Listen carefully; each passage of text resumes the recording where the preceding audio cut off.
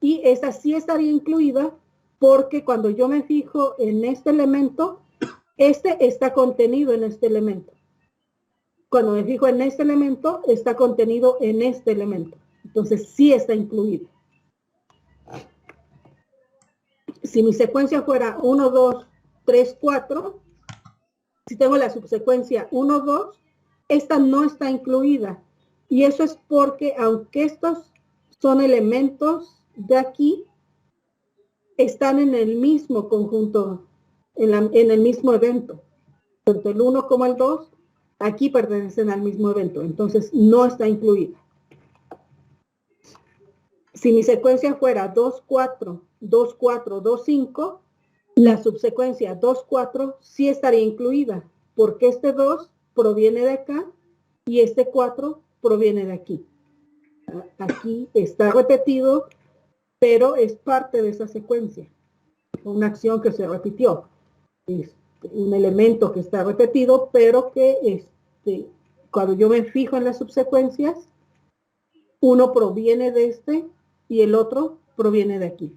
Por lo tanto, sí está incluida dentro de la secuencia que es más grande. ¿Sí? Entonces, esa es la definición de subsecuencia.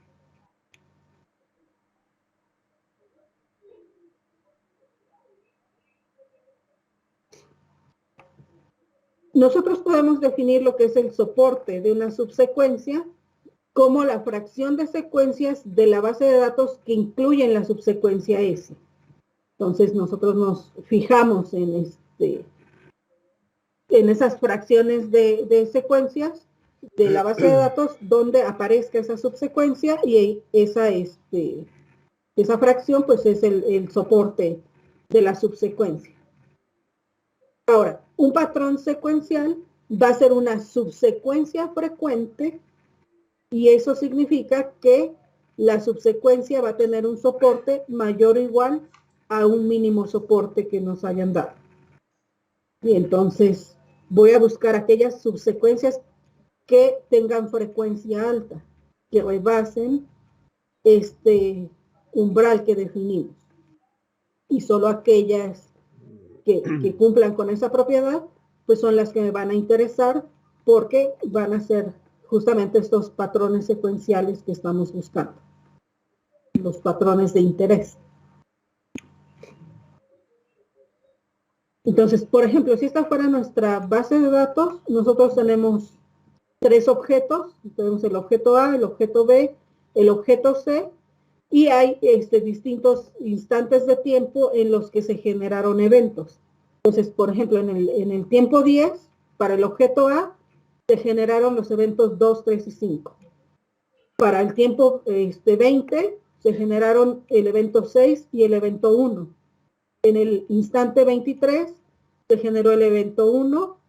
En el caso del objeto B, en el instante 11, se generaron el 4, 5 y 6. En el 17, el 2. En el 21, el 7, 8, 1 y 2. Y en el 28, el 1 y 6. Y para el caso del objeto C, en el instante 14, se generaron el 1, el 7 y el 8. Si lo vemos en una línea de tiempo, pues tendríamos aquí los que se generaron en el instante 10, que son el 2, 3, 5 del objeto A.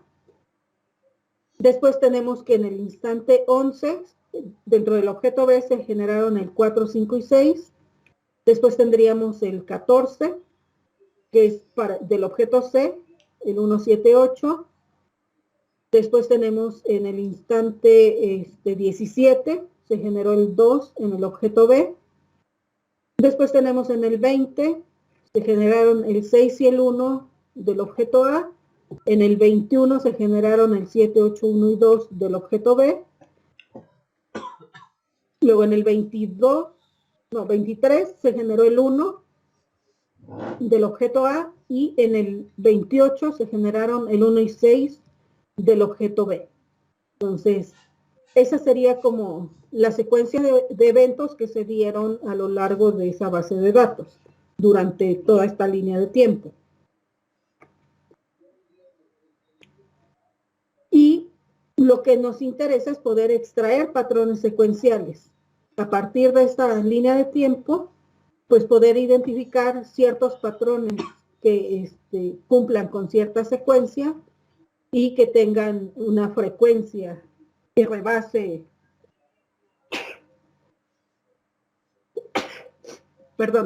una secuencia, un umbral definido, un soporte mínimo que hayamos establecido.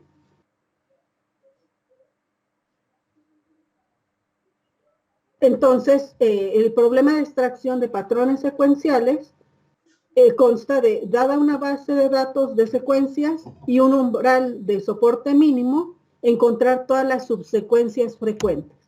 Es decir, aquellas subsecuencias cuyo soporte rebase el soporte mínimo, sea mayor o igual al soporte mínimo. Y entonces, a partir de mi base de datos de secuencias y el umbral que se definió, poder identificar todas estas subsecuencias frecuentes.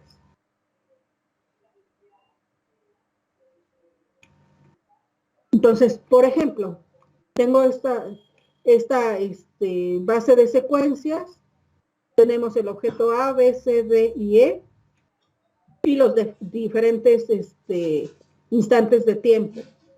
Por ejemplo, en el caso del objeto A, en el instante 1 se generó el evento 1, 2 y 4, en el 2 se generó el 2, 3, y en el 3 el 5.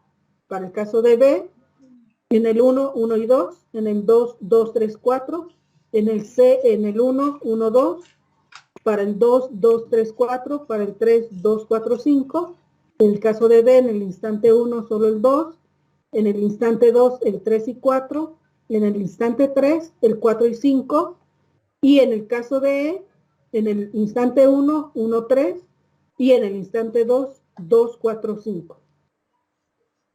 Ahora, si nosotros definimos como soporte mínimo el 50%, lo que vamos a buscar son aquellas subsecuencias. Entonces, por ejemplo, si me fijo en la subsecuencia 1, 2, que sería tomar esos elementos, aparecen en el objeto A, aparecen en el objeto B, en el objeto C. Entonces, aparece 3 veces dentro de todo este conjunto de secuencias. Y entonces su soporte es de 60%. Y aparece en 3 de los 5 objetos que están ahí. Después tenemos el 2, 3.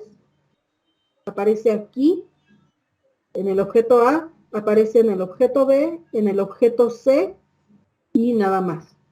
Tiene un 60%. De hecho, estas son las que rebasan el umbral definido, porque aquí puedo tener secuencias de un solo elemento, pero secuencias de 2 elementos que no alcanzan ese soporte. Por ejemplo, tenemos la secuencia 2, 5, aquí por ejemplo aparece el 2, 5, pero solo aparece 2 veces, entonces su soporte es menor a 50% y por eso no aparece en este conjunto. Tenemos el 2, 4, aparece en A, aparece en B, aparece en C y aparece en E. Aquí hay que tener cuidado porque el objetivo es que aparezcan en distintos objetos. Si apareciera aquí y aquí, no cuenta porque es el mismo objeto, y entonces no lo puedo considerar como que está dentro de secuencias. No sería una subsecuencia porque no estoy comparando con distintos elementos. Sucedería lo que sucedía aquí.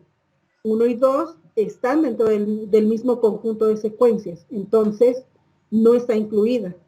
No la puedo considerar porque no cumple esta definición de subsecuencia.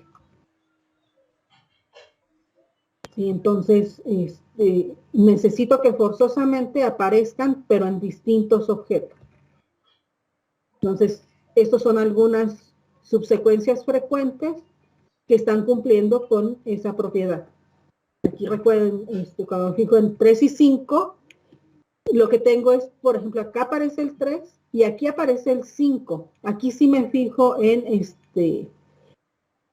dentro del mismo objeto en dos instantes distintos porque están separados como en conjuntos diferentes. Entonces tengo 3 y 5 y busco dónde se repite el 3 y el 5. Por ejemplo, acá en B no aparece.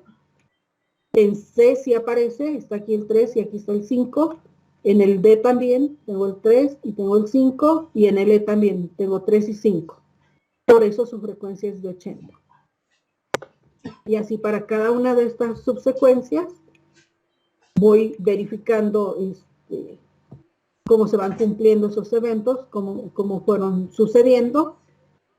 Y de ahí voy obteniendo las frecuencias correspondientes.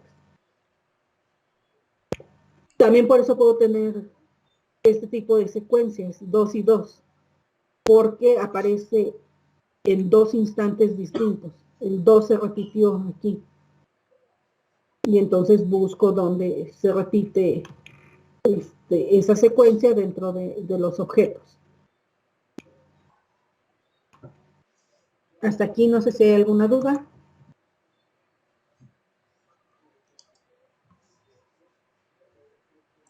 No, maestra, ninguno. Ok. Un poco con lo de los porcentajes, pero como que más o menos se le entiende. Sí, es que tenemos que ir contando dentro de estos objetos cuántas veces se repite el conjunto. Entonces, pero, por ejemplo, si aparecen juntos, tienen que aparecer en el mismo instante de tiempo y debo verificar que sean objetos distintos. Y si aparecen por separado, tienen que estar en distinto instante de tiempo, pero igual dentro del mismo objeto. Y entonces es la forma en cómo vamos contando cuántas veces aparece y sacando el porcentaje. Recuerden que ese porcentaje lo saco como el número de veces que aparece dividido entre el total. En este caso el total es el número de objetos, que son 5, y entonces ¿cuántas veces aparece?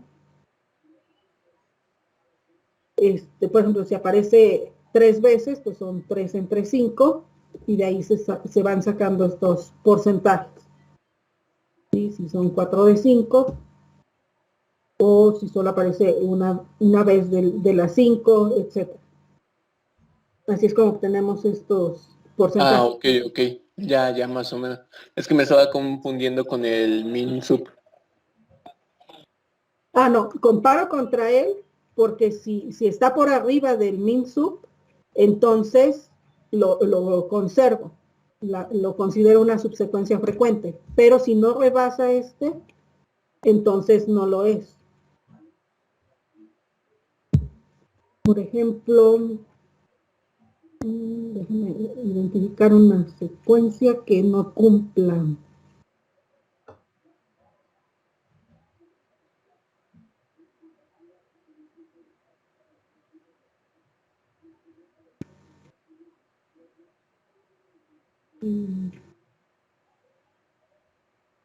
Veíamos la del 2,5. Por ejemplo, el 2,5 aparece aquí en C.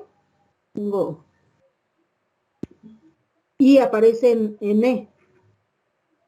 Pero solo aparecen 2 de los 5.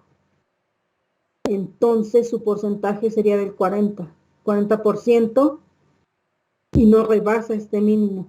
Entonces esa no es una subsecuencia frecuente.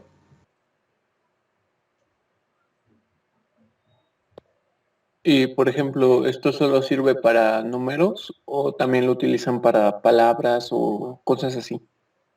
Se pueden usar también en palabras. De hecho, en lenguaje natural es común que se busquen patrones secuenciales dentro de, por ejemplo, cuando se quiere hacer clasificación de textos o agrupamiento de textos. Una de las formas es identificando estos patrones secuenciales para poder determinar la categoría a la que pertenecen esos documentos. por ejemplo.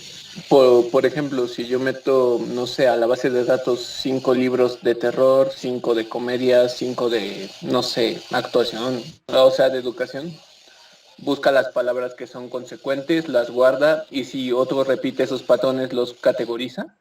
Exactamente. Utilizaría esa información para categorizar. Ah, ok. Gracias. Sí, de nada. Sí, aquí el ejemplo lo estamos viendo en números para ejemplificar, pero realmente pueden ser también las compras. Si estamos analizando la cuestión de las ventas, pues puedo identificar qué productos consume un cliente y ir comparando, ver cuántas veces o cuántos clientes compraron ese producto y considerarlo como una subsecuencia frecuente. Entonces, aplicaciones tiene muchas. Se pueden trabajar en muchas áreas.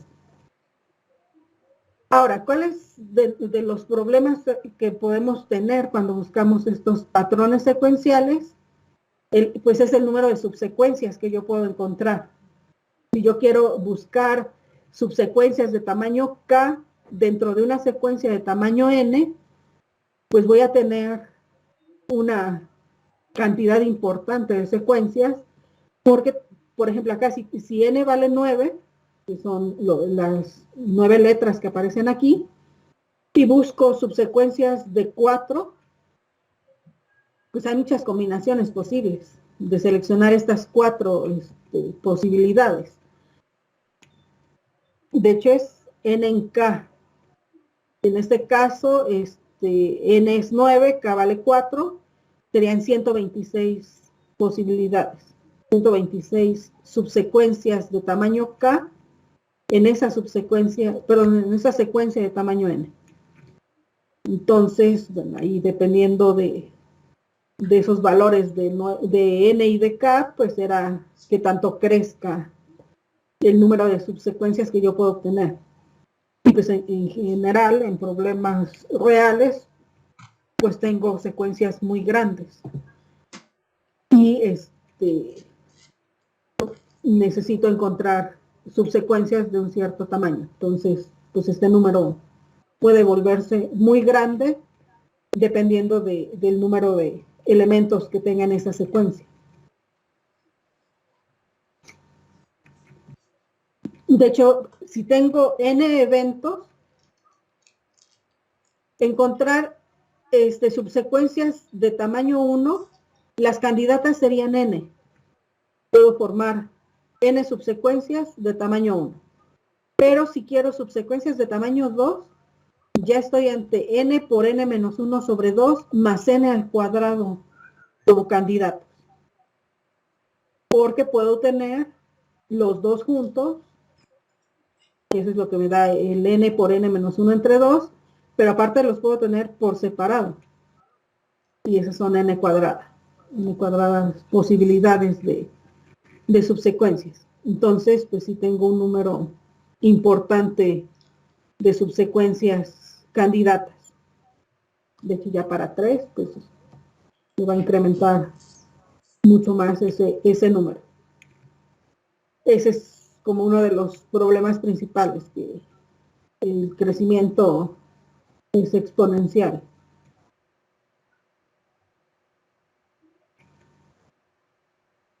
Hay algunos algoritmos que nos ayudan a poder encontrar estos patrones secuenciales. Uno de ellos es el GSP, patrones secuenciales generalizados, y trabaja en dos fases. En la primera va a recorrer la base de datos para obtener todas las secuencias frecuentes de un elemento. Si estuviera ante un texto, pues va a buscar todas las palabras que tengo en ese texto y va a formar conjuntos de un solo elemento. Si me fijo en los números, pues cada número sería un conjunto. Una secuencia frecuente de tamaño 1.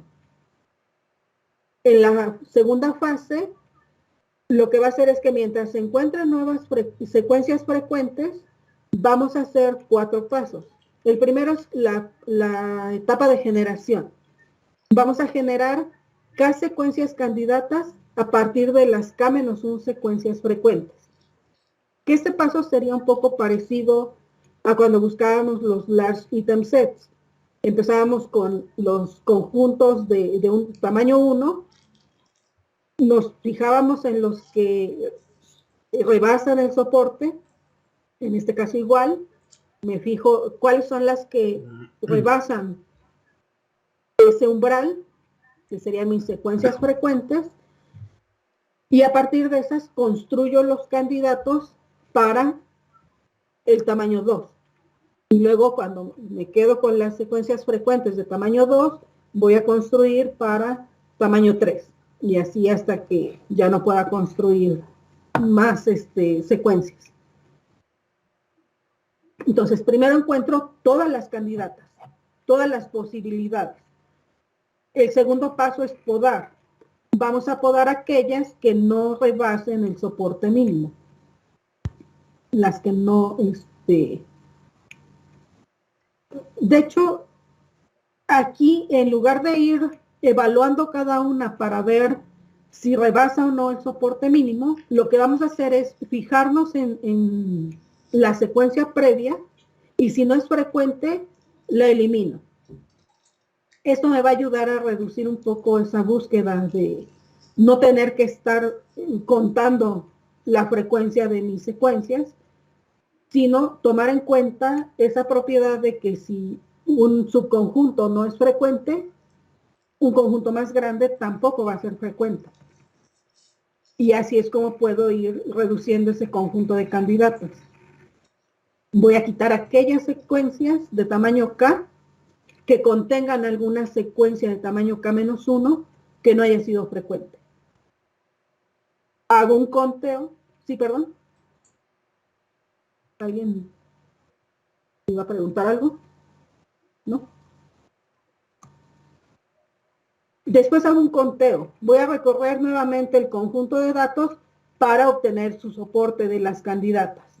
Aquellas que sí se conservaron después de la poda. Y luego hacemos la eliminación. Eliminar aquellas secuencias candidatas cuyo soporte real esté por debajo del soporte mínimo. En el caso de la poda, no estoy tomando en cuenta su frecuencia.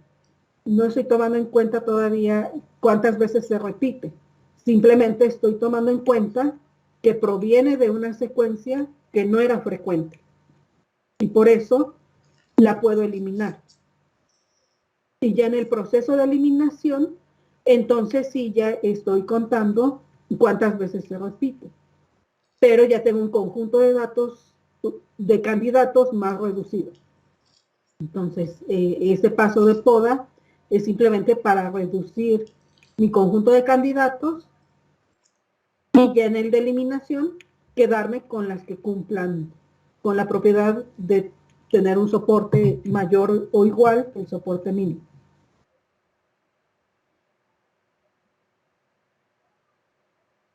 ¿Duda en alguno de estos pasos?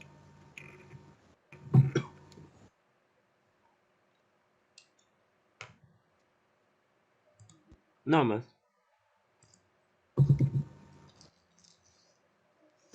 ¿Estará más adelante la fórmula escrita completamente? Porque es que como que al ver los pasos con hasta cierto punto como condicionales, como confunde.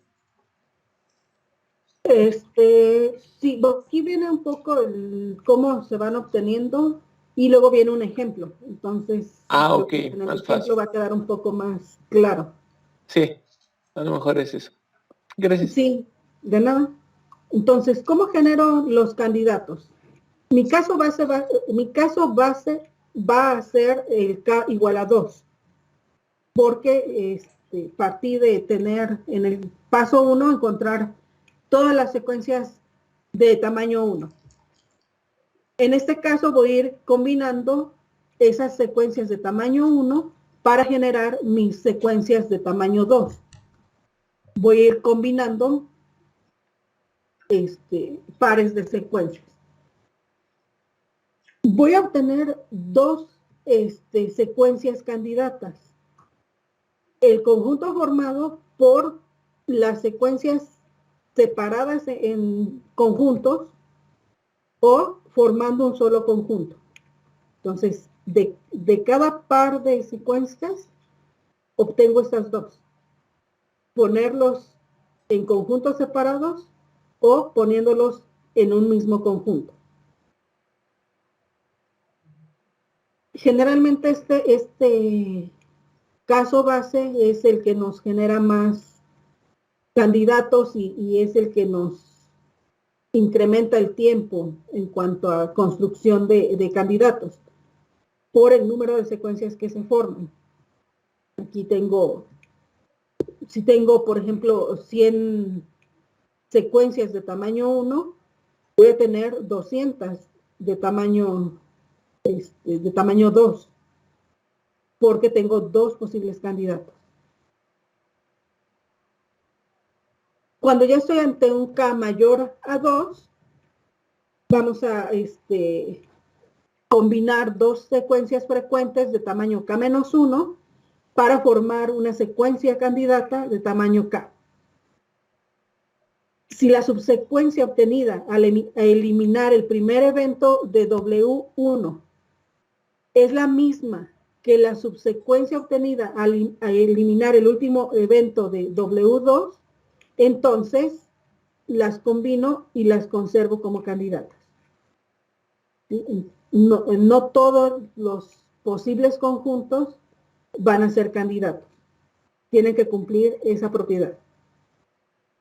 Voy a tener dos secuencias frecuentes, W1 y W2, y las puedo combinar para producir una nueva secuencia si la subsecuencia que yo obtenga al quitar el primer elemento de W1 me da la misma que si yo quito el último evento de W2.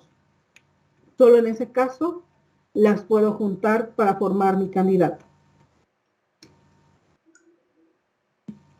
La K secuencia candidata va a ser aquella que me permita tener W1 con el último evento de W2. Así es como la voy a formar. Me voy a quedar con toda la secuencia W1 y le voy a agregar el último evento de W2. Si los dos últimos eventos de W2 corresponden al mismo elemento, el último evento de W2 pasa a formar parte del último elemento de W1.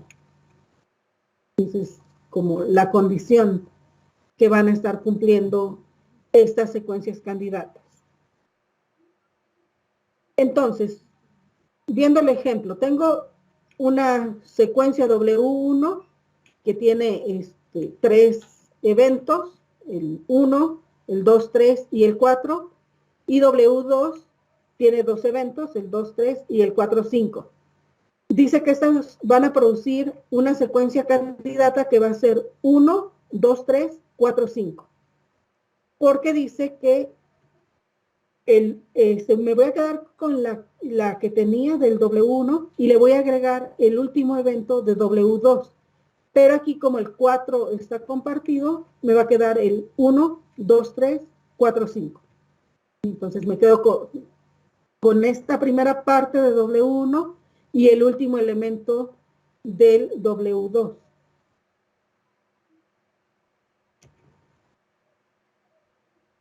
En el caso del segundo ejemplo, tengo el W1 es la misma secuencia, pero si W2 fuera 2, 3, 4 y 5 por separado, me van a producir una candidata diferente.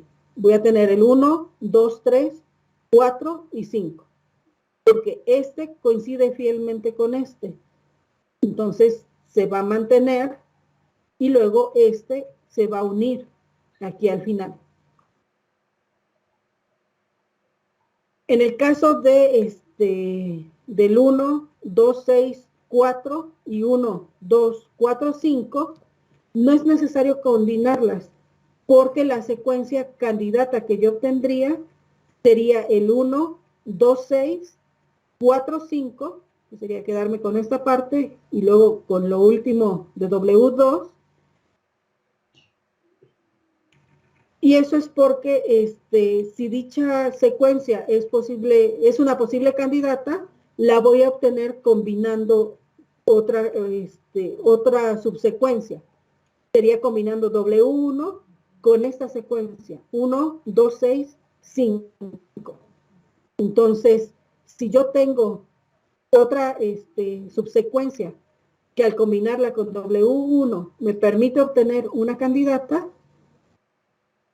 este tipo de subsecuencias ya no me van a servir para producir esa misma candidata.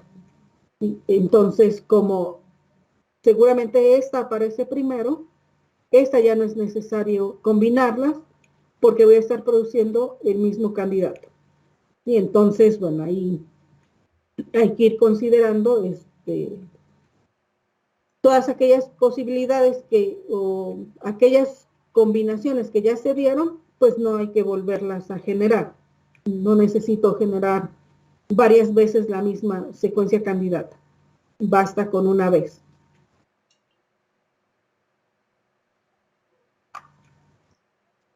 Cuando tengo tres secuencias, voy a tener ese tipo de candidatos. 1, 2, 3, 1, 2, 5, 1, 5, 3, 2, 3, 4, 2, 5, 3, 3, 4, 5, 5, 3, 4. A partir de se generan candidatos con el siguiente tamaño, que sería tener 4. En el caso de la primera sería agregar el 4 como el siguiente término. En este caso del 1, 2, 5 sería agregar el 3. En el 1, 5, 3 combinarlo con el 4. Del 2, 3, 4 agregar el 5. El 2, 5, 3 combinado con el 4 y serían los posibles candidatos. Después de hacer una poda, tendríamos aquellos que son los más frecuentes. Entonces, cuando yo tengo mi conjunto de secuencias frecuentes en un cierto nivel, voy a tener candidatos, pero mi conjunto va a ser más pequeño. Y cuando haga mi poda, se va a reducir más, porque solo me voy a quedar con aquellos que satisfagan el rebasar el soporte mínimo.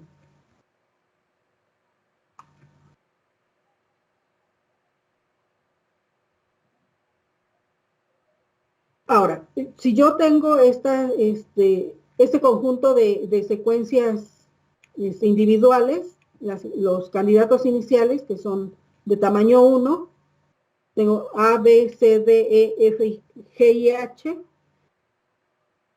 A partir de ese vamos a hacer un recorrido inicial de la base de datos para identificar cuál es su soporte. Vamos a contar cuántas veces aparece cada uno de ellos. Y, por ejemplo, en el caso de A, aquí no aparece, aquí aparece una vez, aquí no aparece, aquí aparece una vez y aquí aparece una vez. Recuerden que cuento en elementos distintos. Porque, por ejemplo, acá aparece 2 veces, pero es la misma secuencia. Entonces, no lo cuento como 2 veces aquí, sino en cuántas secuencias aparece ese elemento. Entonces, aparece aquí en la del 10, 30 y 50. Entonces, el soporte de ese elemento A es 3. En el caso de B, aparece aquí, aparece acá, acá y acá. Entonces, su soporte es 5. En el caso de C, aparece en el 10, en el 20, no aparece en el 30, aparece en el 40 y aparece en el 50. Entonces, su soporte es 4. D aparece en el 10, aquí no aparece, aquí tampoco, aparece aquí y aparece aquí. Entonces, su soporte es 3. En el caso de E, aparece en el 20, en el 40 y en el 50. Y F solo aparece en el 20 y en el 30. La G solo aparece una vez, que es el 20, y la H solo aparece una vez, que es en el 30. Si el soporte mínimo es 2, entonces G y H se eliminan y solo nos quedamos de la A a la F, porque son los que rebasan o tienen al menos el mismo valor que el soporte mínimo. A partir de esos generamos los candidatos de tamaño 2. Aquí dice que hay 51 candidatos de tamaño 2 que cumplen la propiedad a priori. Esa propiedad a priori lo que nos dice es que aquellos candidatos que tengan como subconjunto un conjunto que no es frecuente, no puedo considerarlo porque no va a ser frecuente. Entonces, todos aquellos que contengan a G y a H no van a aparecer aquí, en esta tabla. Simplemente tomo en cuenta desde la A hasta la F. Y hago todas las posibles combinaciones posibles. Combinar A, con B, con C, con D, con E y con F. El B con cada uno de los elementos. Aquí es importante el orden, porque esta secuencia es distinta de esta. Entonces sí tengo que generar todas las posibles combinaciones.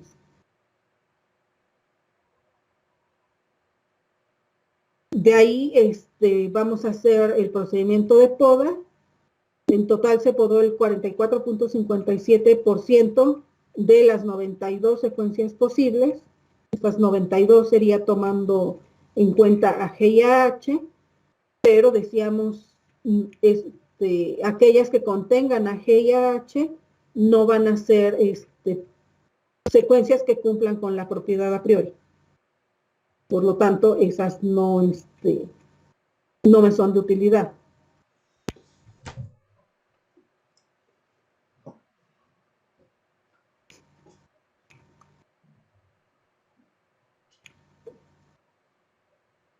¿Cuántos candidatos voy a ir teniendo? Bueno, voy a tener, por ejemplo, si tengo un candidato con longitud 1, vamos a encontrar 5 secuencias de patrones, o 5 patrones secuenciales. En el caso de 4, tenemos 8 candidatos, 6 de longitud, bueno, más bien de longitud 6, y son 4 patrones secuenciales. En el tercer nivel se tienen 46 candidatos, 19 la longitud y 3 patrones secuenciales. En el segundo escaneo se tuvieron 51 candidatos, son 19 de longitud 2 que me generan patrones secuenciales, y en el primer escaneo teníamos 8 candidatos, 6 con la longitud 1 que fueron patrones secuenciales. Eso es porque cuando yo me voy fijando en cada una de las secuencias y voy haciendo el escaneo, pues empiezo con todos mis posibles candidatos. En este caso eran 8 por el número de letras que tenemos, que aparecen dentro de este conjunto, pero solo 6 cumplieron con ser patrones secuenciales, que es lo que veíamos aquí. Eran 8 candidatos, pero 2 se eliminaron porque no rebasaron el soporte mínimo. Entonces, me quedaron 6. A partir de esos 6, pues voy haciendo mi búsqueda en mis diferentes secuencias. De ahí vamos generando estos candidatos. Veíamos en el caso de tamaño 2, 51 fueron los que cumplieron con la propiedad a priori, eliminando ya a G y a H. Y después, al hacer el tercer escaneo, formando secuencias de tamaño 3, se obtuvieron 46 candidatos, después 8 candidatos y al final solo 1. O sea, de aquí va siendo toda esa búsqueda de aquellos candidatos que van cumpliendo con la propiedad de rebasar el soporte y eliminando aquellos que no. Por ejemplo, aquí este conjunto es un candidato que está por debajo del umbral mínimo, y entonces se va eliminando. Hay otros que están marcados aquí en gris, que son candidatos que no aparecen en la base de datos, son combinaciones que no son posibles o que no aparecen en esta secuencia o en esta cadena de secuencias. Por ejemplo, en ningún lado aparece BAA, no hay esa secuencia en ningún lado. Entonces, esta no es una posible dentro de esa base de datos, o tener AB entre paréntesis. Tengo lugares donde aparecen A y B, pero no forman parte como un conjunto, no vienen juntos. Entonces ahí se van identificando, bueno, a partir de mis candidatos, aquí tenía mis secuencias frecuentes de tamaño 1, estas que están en rojo son candidatos por debajo del umbral, entonces esas no me sirven, solo construyo todas las posibilidades a partir de estas, obtengo mis diferentes combinaciones y voy viendo cuáles rebasan el soporte mínimo. Aquellas que sí rebasan el soporte mínimo, las voy conservando para construir candidatos del siguiente nivel, y las que no cumplen con el soporte mínimo, pues las voy marcando para saber que esas ya no pueden generar candidatos en el siguiente nivel. Y también marco aquellas que no aparecen en la base de datos, porque no tiene sentido que las analice, dado que no existen en la base de datos, aunque sea una combinación que yo puedo generar. Porque recuerden que acá yo voy generando las que están por individual, pero también las que van en conjunto. Recuerden que cada uno de estos me genera dos posibilidades. Por ejemplo, aquí combinar A con A. Cuando me fijo en A y B, combinar A y B juntos, pero también por separado. Perdón, aquí es por separado. Tengo la A solita, la B solita, o combinados en un mismo conjunto, los dos como un solo elemento. Pero no lo encuentro en ninguna parte de la base de datos, y por lo tanto lo tengo que eliminar. Lo tengo que marcar como una posibilidad, bueno, más bien como uno que no es candidato, no es posible. No tiene sentido analizar ese elemento. Y eso va haciendo que conforme voy avanzando en los distintos niveles, llegue un punto en el que se empieza a reducir ese conjunto.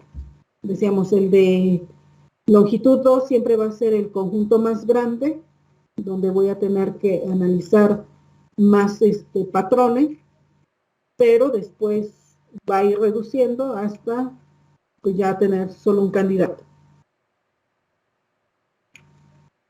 Y voy a ir checando aquí todas esas posibilidades. Por ejemplo, voy buscando A y A, que aparezcan dos veces la A dentro de la secuencia. Aquí solo aparece una, aquí no aparece, aquí aparece dos veces, aparece una A aquí y una A aquí, entonces esa es una, aquí no aparece y aquí tengo otra. Entonces, su soporte es 2, que es el mínimo, por eso es que se conserva. Y luego, por ejemplo, AF dice que esa no se conserva porque aquí no aparecen, bueno, no aparece la F, aquí no aparece la A, aquí aparece A y luego aparece F, aquí no aparece y aquí tampoco. Entonces su frecuencia fue 1, no rebasó el soporte mínimo y por eso está marcada en rojo. Es un candidato que se quedó por debajo del soporte mínimo. Y así vamos analizando cada combinación que podemos generar. Recuerden que este tipo de combinaciones lo que me dice es que deben aparecer juntos, tal como lo vemos aquí. Entonces, por ejemplo, el E y F, de hecho no aparece esa combinación tampoco.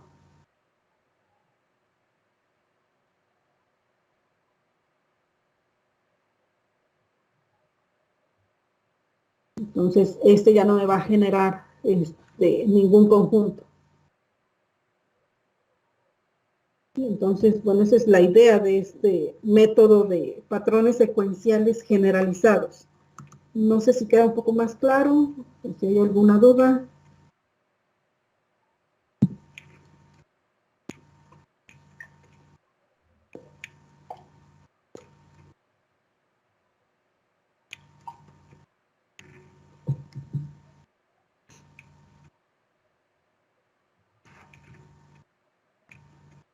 ¿No? ¿No hay dudas?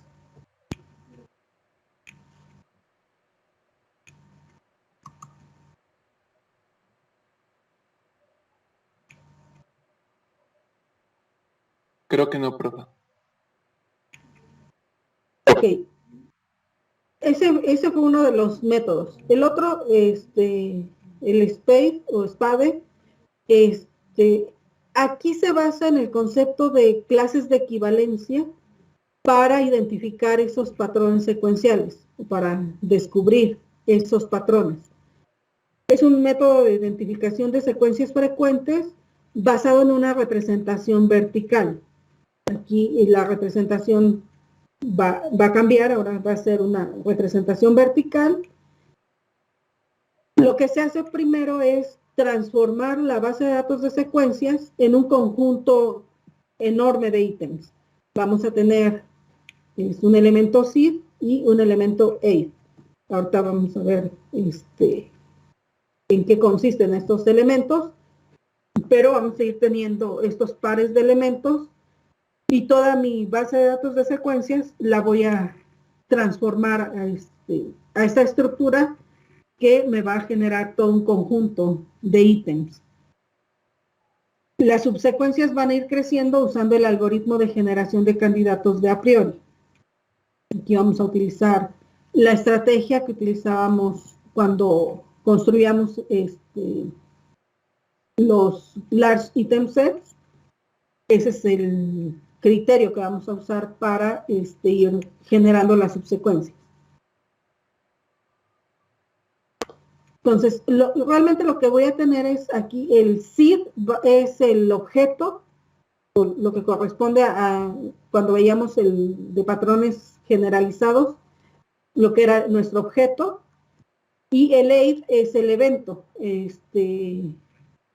como el instante de tiempo en el que está ocurriendo, perdón, y este es el evento que estamos analizando.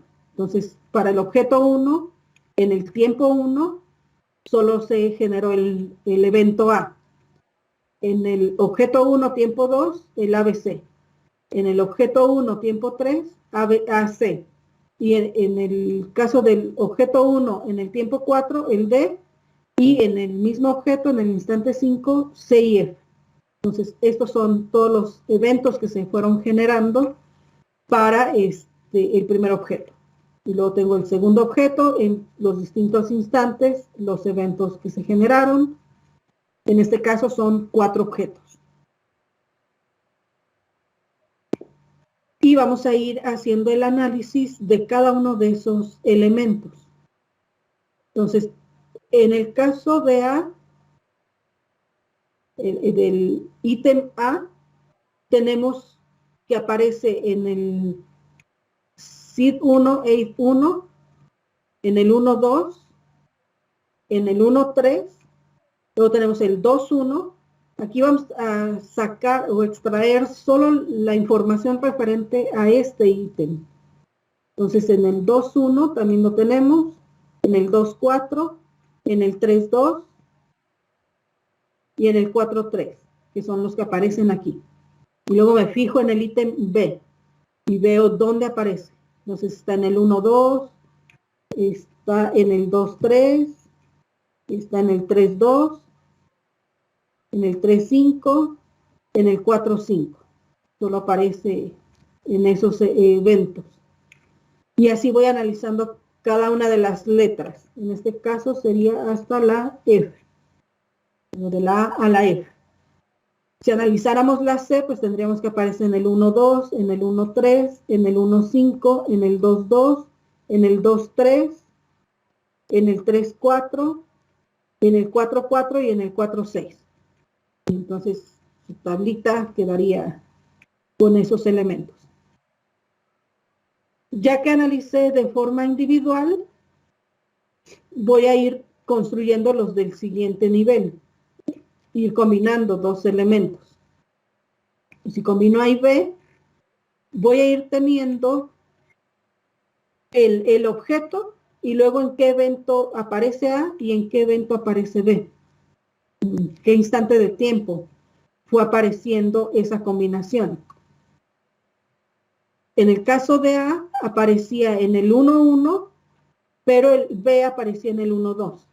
Entonces, esta es una posible combinación que tenga. En el evento 1, la A apareciendo en el instante 1 y el B en el instante 2. Para el objeto 2, el A aparece en 1 y la B aparece en 3. Luego, en el caso del objeto 3, la A aparece en el 2 y la B en el 5. Y en el caso del 4, aparece en el 3 y en el 5. Entonces, si yo me fijo aquí en toda mi base de datos, pues tengo que en el 1,2 aparece AB, de ahí aparece en el 3,2,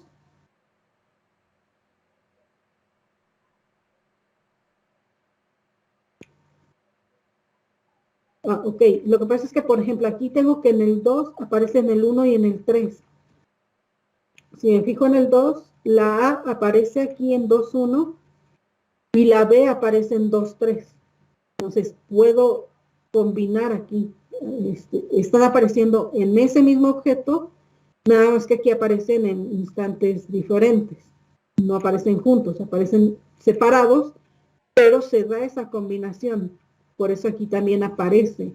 Y para el objeto 2 está en el 1 y en el 3. Después tenemos el 3,2, donde vuelven a aparecer juntos. Y para el 4 tenemos, similar al caso del 2, tengo la A en uno de los eventos y la B en el otro instante de tiempo. Y así es como vamos analizando cada uno de los elementos de dos ítems o de dos letras. Aparte del AB, genero el BA. Recuerden que estas son secuencias diferentes. Entonces, ahí el orden cambia. Por ejemplo, en el caso de BA, para el objeto 1, la B aparece en el 2 y la A aparece en el 3. Por eso aquí tengo 2, 3. Porque el orden sí cuenta. El orden es importante y no es lo mismo AB que BA. Y en ese caso solo aparece 2 veces, en el objeto 1 y en el objeto 2. Y luego voy generando combinaciones de 3 elementos. Puedo tener ABA a partir de puedo tener ABB, y luego voy a tener BAA, BBB, bueno, BBA, BBB, y todas las posibles combinaciones que yo puedo generar a partir de estas. Decíamos aquí, la forma en cómo se están construyendo los candidatos es similar a como lo hacíamos en reglas de asociación cuando generábamos todos los ítem sets. Entonces, no sé si hay alguna duda de cómo funciona esto.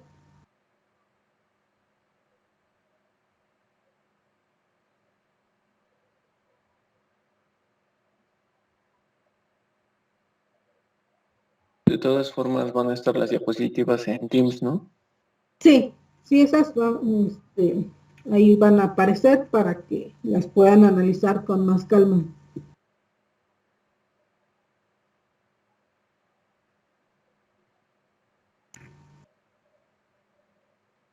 Tanto el método de patrones secuenciales generalizados como el SPADE tienen limitaciones.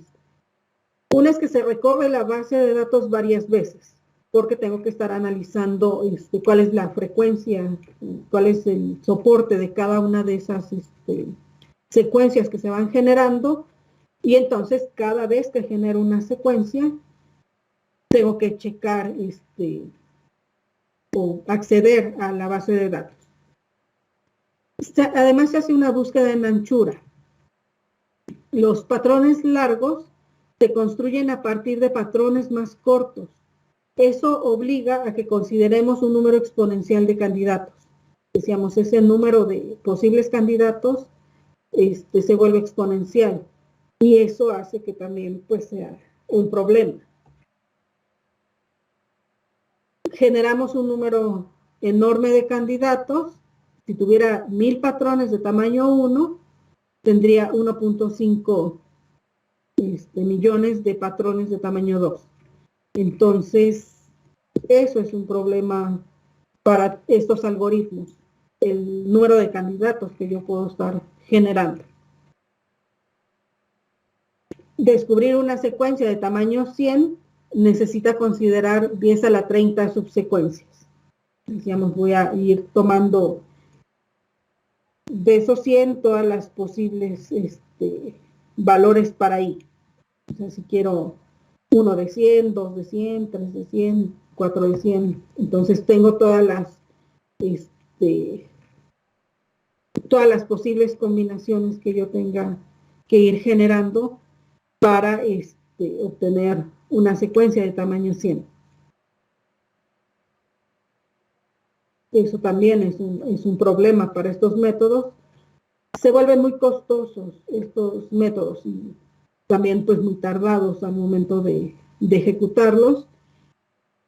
El tiempo pues se vuelve considerable y si el número de patrones de tamaño 1 empieza a crecer mucho, pues se va a volver intratable también el problema. Puede llegar a ese punto cualquiera de estos dos métodos.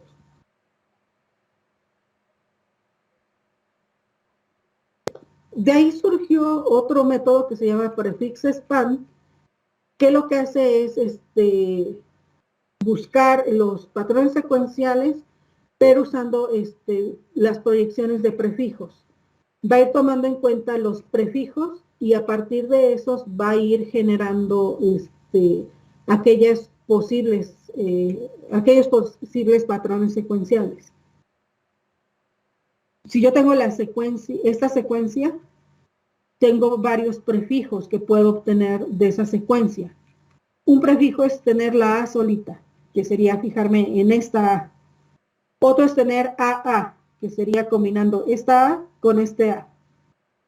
Otro es tener A y AB, que sería quedarme con los dos primeros de aquí. Otro es, por ejemplo, A y ABC. Pero también puedo tener con estos más de aquí. Esta A que tenemos aquí. Entonces, cada vez que yo voy agregando un nuevo elemento, voy teniendo un nuevo prefijo. Si yo tomo el prefijo A, el resto de la secuencia se vuelve el sufijo. Entonces, para tener solo la A, el sufijo es todo lo demás. ABC, seguido de AC, seguido de B y seguido de CF. Si yo me fijo en el prefijo A y A, lo que tengo es, aquí tengo vacío porque esta segunda A la tomé justamente de aquí y entonces es todo lo que resta en esa secuencia. La raya indica que estoy tomando un elemento de ahí para unirlo a lo que es el prefijo.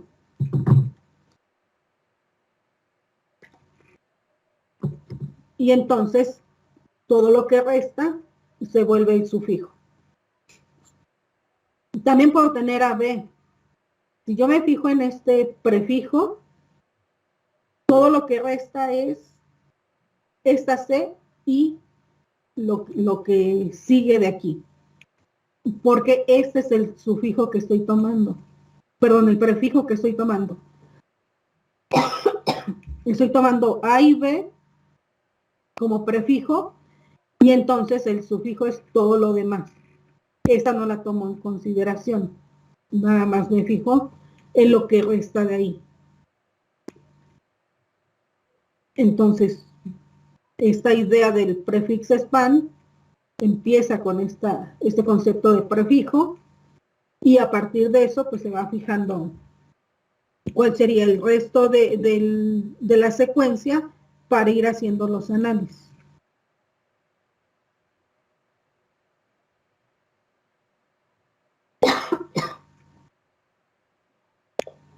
Entonces, ¿cómo funciona esta estrategia? En el primer paso va a encontrar los patrones secuenciales de longitud 1. En el paso 2 va a dividir el espacio de búsqueda, va a ir encontrando los conjuntos a partir de los prefijos. Entonces, el conjunto completo de patrones secuenciales se puede dividir en 6 subconjuntos. El primer subconjunto va a ser aquellos patrones que tienen como prefijo la letra A.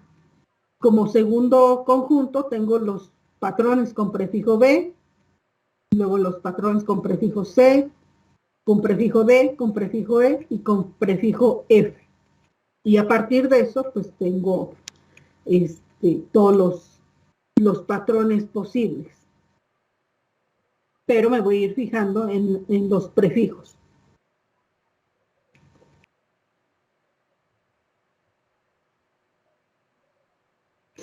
Si yo quiero encontrar los prefijos, los patrones con prefijo A, solo tengo que considerar las proyecciones con respecto a ese prefijo. Si esta fuera mi base de secuencias, y me fijo en el prefijo A, tendría, a partir de esta, como este es el prefijo, todo lo que resta sería el sufijo. Esa sería una proyección de esa base de datos. Después tendría que, este es el prefijo, y entonces todo lo demás sería el sufijo. Y decíamos, dejo el guión indicando que estoy tomando de ahí el prefijo y todo lo que resta. En este caso, la A se encuentra en esta posición, entonces ese es mi prefijo y todo lo que sigue sería mi sufijo. Entonces sería la B y todo lo que está a la derecha de ese elemento.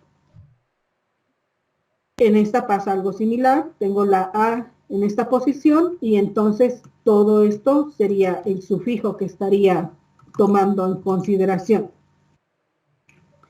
Y esta es la que se conoce como base proyectada sobre A. Ahí ya encontré los patrones con prefijo A. Hago el mismo procedimiento para los que tengan prefijo B. Entonces, en este caso, empieza desde aquí. En este caso, es desde aquí. Este sería el prefijo en este. Y aquí, este es el prefijo, entonces solo me resta la C. Y tendría mi proyección sobre B. Eso voy a hacer con cada uno de los patrones con un prefijo de tamaño 1.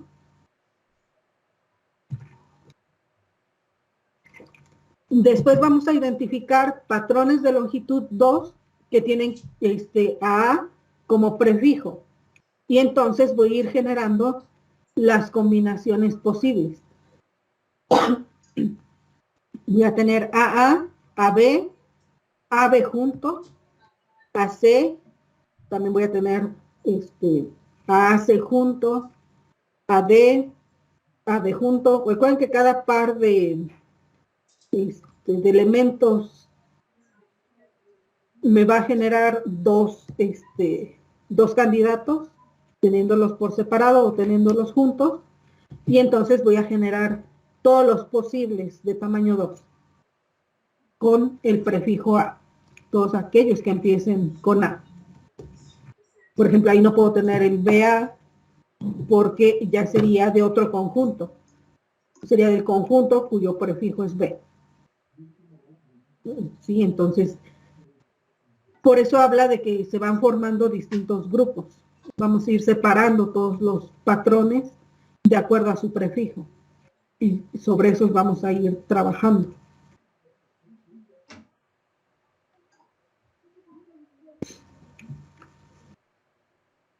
Bueno, aquí se está haciendo el esquema para ver cómo se va generando todo ese proceso.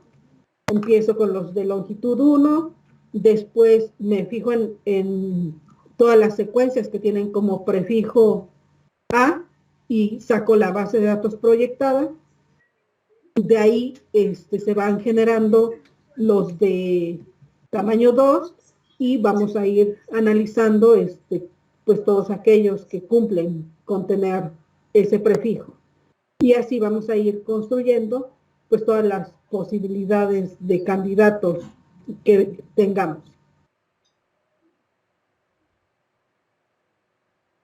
Lo que vemos es que el número de candidatos que voy a tener pues es mucho menor, porque depende solo de estos prefijos. Solo voy a generar aquellos que ya cumplan con tener a este elemento como prefijo y luego a este elemento como prefijo. Todas las demás no las genero, no las construyo.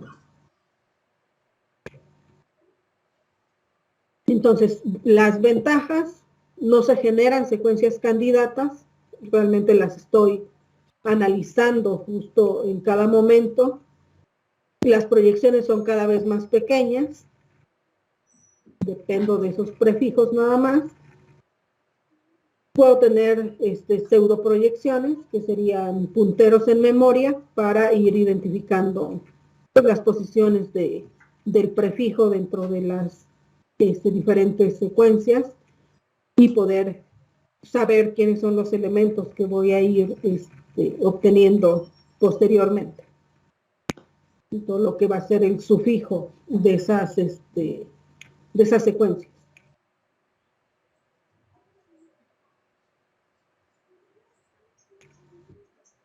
Aquí hay la comparativa de el método SPADE contra el prefix span sin pseudoproyecciones, que sería este tiempo, y con las pseudoproyecciones bajaría el tiempo.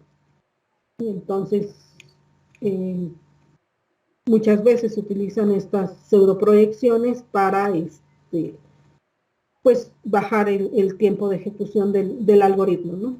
Mejorar la eficiencia de ese algoritmo.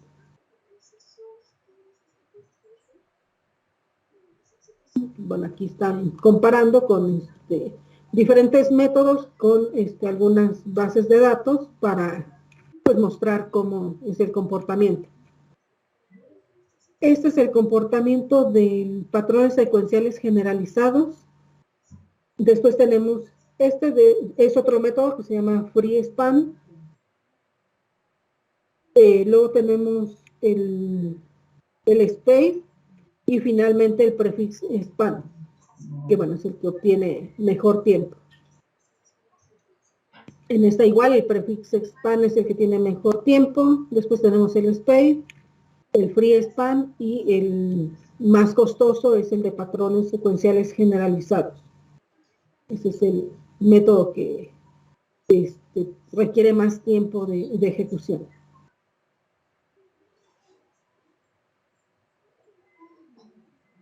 Entonces, ¿hasta aquí alguna duda?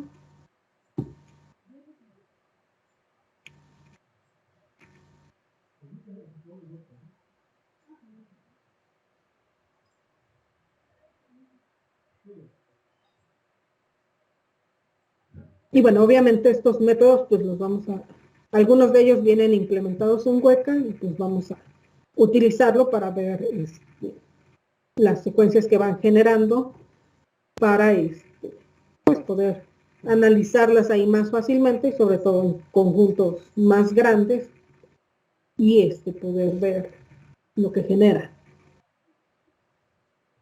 Y entonces, ¿alguna duda? ¿Algún comentario? Perdón, Oscar, no sé si estás comentando algo, no te alcanzo a escuchar. ¿Eso?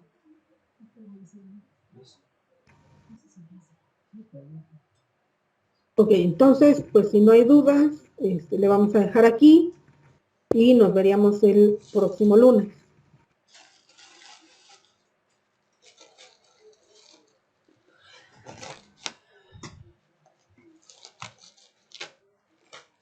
Ok, profe, está bien. Nos vemos.